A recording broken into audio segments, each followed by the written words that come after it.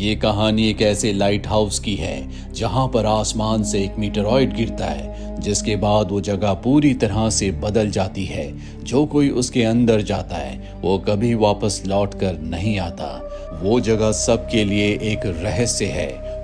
लेना, जो पहले एक आर्मी सोल्जर थी, पर अब वो बायोलॉजी की प्रोफेसर है। कुछ लोग उसे केबिन में बैठाकर इंटेरोगेशन कर रहे होते हैं। सबने अपने आप को पूरी तरह से कवर कर रखा है, जैसे उन सब को लेना से खतरा हो।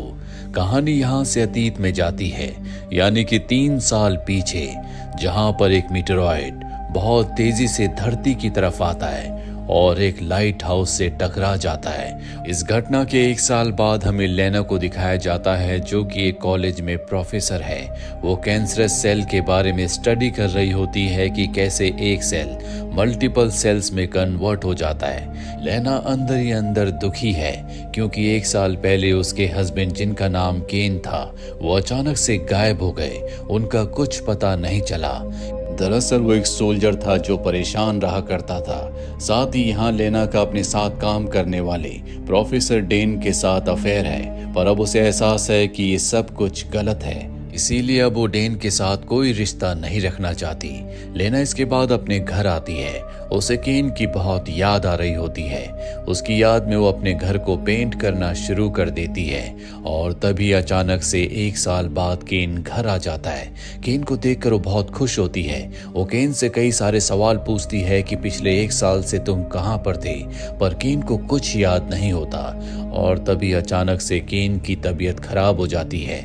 लेना बहुत ज्यादा घबरा जाती है और अब वो केन को एम्बुलेंस से हॉस्पिटल ले जाती है, पर तभी रास्ते में इनकी एम्बुलेंस के आगे बहुत सारी गाड़ियां रुकती है। वो गाड़ी के अंदर आते हैं और लेना को बेहोश करके केन और लेना को अपने साथ ले जाते हैं। कुछ देर के बाद जब लेना को होश आता है तो वो देखती है कि वो एक फैसिलिटी में है जो बहुत ज्यादा हाईटेक है। लेना को कुछ समझ नहीं आता, और तभी लेना के पास एक डॉक्टर आती है जो लेना से पूछती है, क्या केन ने तुम्हें कुछ बताया?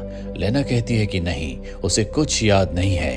लेना केन के बारे में पूछती है। डॉक्टर उसे केन के पास ले जाती है, जो वेंटिलेटर के अंदर होता है। डॉक्टर बताती है कि उसकी हालत में कोई सुधार नहीं आया, और इसके बाद वो उसे बाहर का नजारा दिखाती है।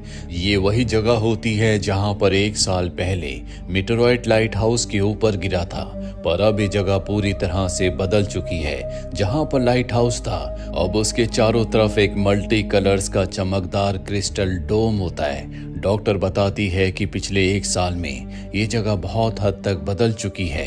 इस बारे में कई थियरीज हैं, लेकिन अब तक सच्चाई का किसी को कुछ पता नहीं है, क्योंकि आज तक जो भी इसके अंदर गया है वो वापस नहीं आया, सिवाय तुम्हारे हस्बैंड केन के। केन ही इकलौता ऐसा इंसान है जो शिमर से जिंदा वापस आया है, लेकिन इस वक्त वो बेहोश है, इसीलिए वो कुछ नहीं बता सकता।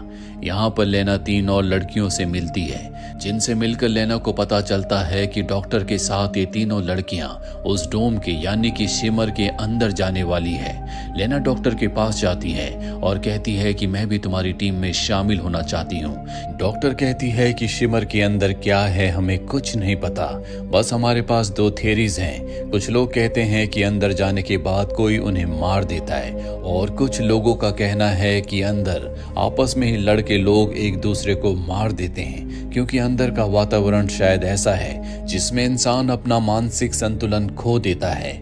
डॉक्टर एक साइकोलॉजिस्ट है। वो बताती है कि अंदर वही लोग जाते हैं जिनके अंदर जीने की चाह खत्म हो गई है, और यहाँ पर लेना को समझ में आ जाता है कि शायद केन को उसके अफेयर के बारे में पता चल गया था, इसीलिए जाने से पहले वो बहुत उदास रहता था, और एक यही कारण था कि उसने शिमर के अंदर जाने का फैसला किया।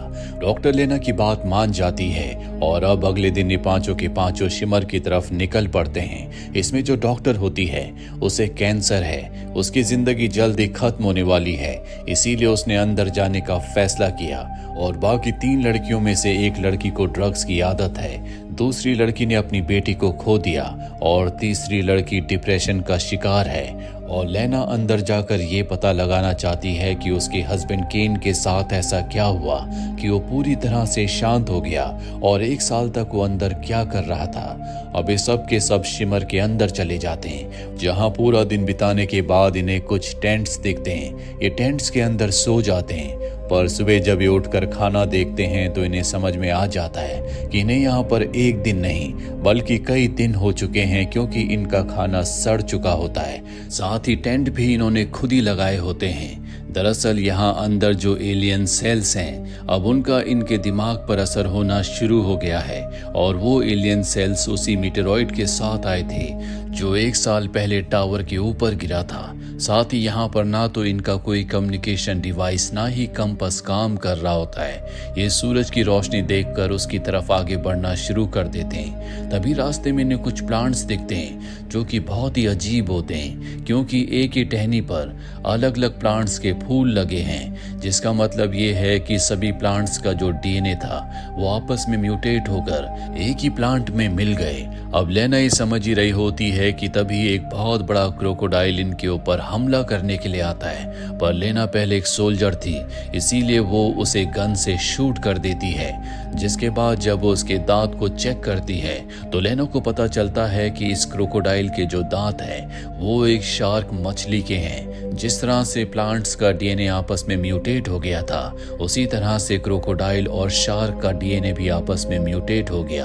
अब ये सब के सब लाइट हाउस की तरफ आगे बढ़ते हैं। जैसे जैसे लाइट हाउस के करीब जा रहे होते हैं, यहाँ पर इन्हें म्यूटेशन का और भी असर दिखता है। वहाँ पर एक हिरन होता है जिसके सींग में प्लांट होते हैं, यानी कि अब एनिमल्स और प्लांट्स भी आपस में म्यूटेट हो रहे हैं। अब ये एक कैंप पहुंच जाते हैं जो यहाँ पर पहले आने वाले सोल्जर्स ने बनाया था। वहाँ पर एक मेमोरी कार्ड मिलता है जिसे ये अपने कैमरे में डालते हैं, और जब ये रिकॉर्डेड फुटेज को देखते हैं तो इन्हें पता चलता है कि जब केन अपने साथियों के साथ यहाँ पर आया था तो उनके एक साथी का डीएनए स्नेक के डीएनए के साथ मिल गया, जिस वजह से उसकी हालत बहुत ज्यादा खराब हो गई थी।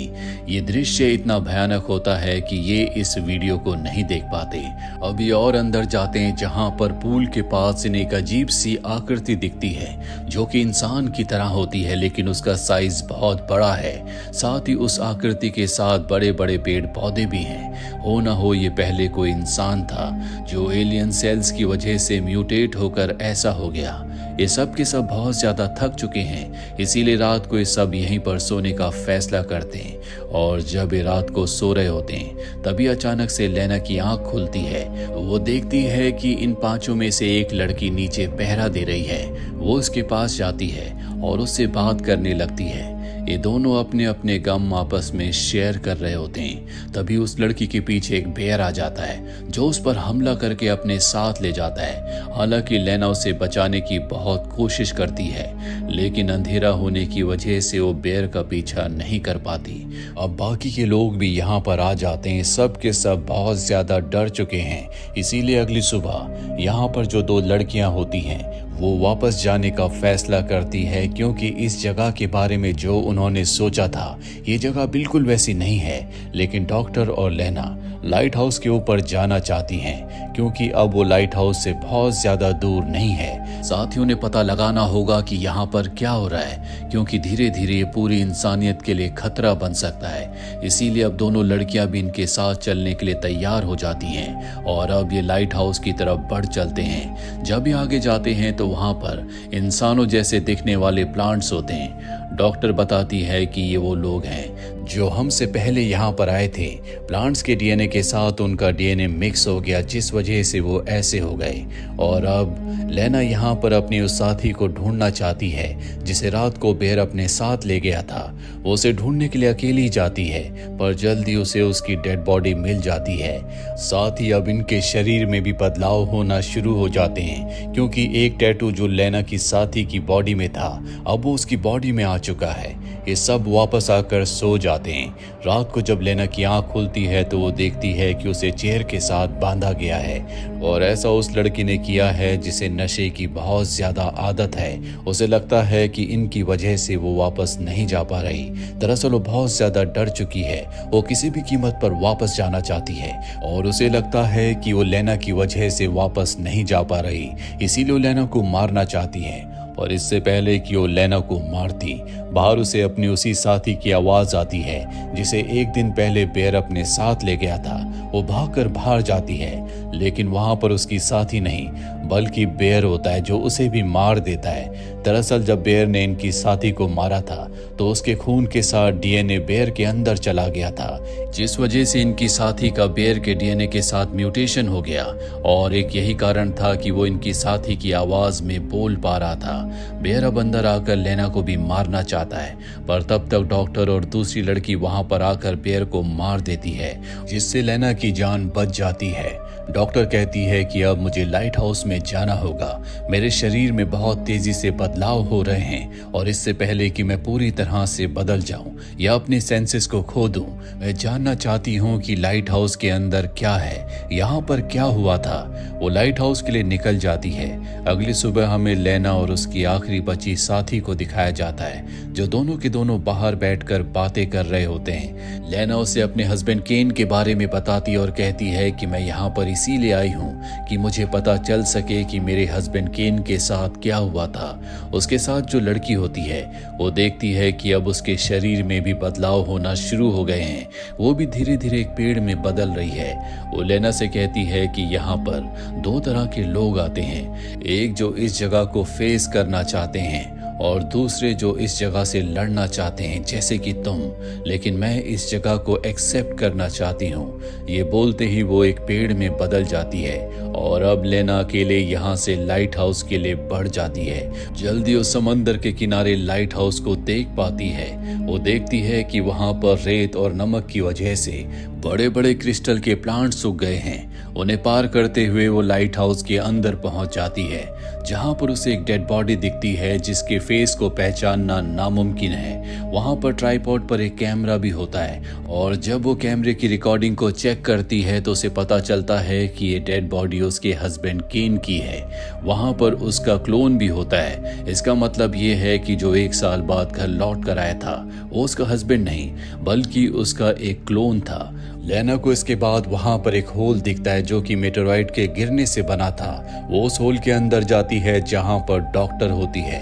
डॉक्टर कहती है कि मुझे नहीं पता कि इन एलियन सेल्स को क्या चाहिए या इन्हें कुछ चाहिए भी या नहीं, पर अब ये मेरे अंदर हैं। जल्दी इन एलियन सेल्स को रोका नहीं गया तो ये संपूर्ण इंसानियत के खात्मे का कारण बनेंगी और इसके बाद वो एक एनर्जी होल में बदल जाती है, जो होल अपनी तरफ सब कुछ खींच रहा होता है। लेना के चेहरे पर कुछ उसके खून की बूंदें होती हैं जो उस एनर्जी होल के अंदर चली जाती हैं, जिससे एक ह्यूमनॉइड बन जाता है। लेना उस पर गोलियां चलाती है पर उस पर गोलियों का कोई असर नहीं होता। लेना अब होल से बाहर निकल जाती है, पर उससे पहले ही वो ह्यूमनॉइड टेलीपोर्ट होकर उसके सामने आ जाता है और अब क्योंकि ये ह्यूमनॉइड लेना के ब्लड से बना हुआ है इसीलिए वो उसकी नकल कर रहा होता है। लेना वहां से भागना चाहती है पर वो उसे पकड़ लेता है। लेना को कुछ समझ नहीं आता कि अब उसे क्या करना चाहिए, क्योंकि वहां से भागने के चलते वो घायल हो चुकी है। वो अपने दिमाग को शांत करती है और ह्यूमनॉइड के हाथ को पकड़ती है। जैसे इन दोनों का हाथ टच होता है, ह्यूमनॉइड लेना के रूप में आ जाता है।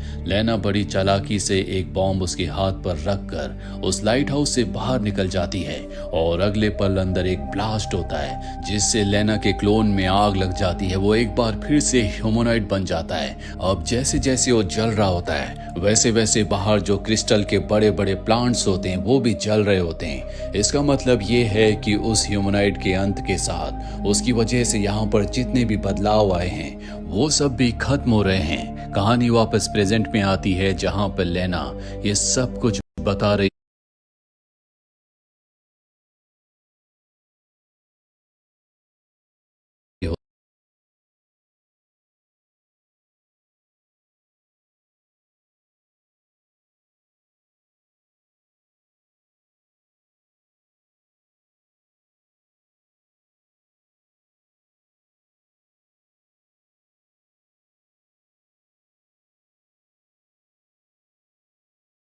दोनों एक दूसरे को गले से लगा लेते हैं, जिसके बाद हमें इनकी आंखें दिखाई जाती है।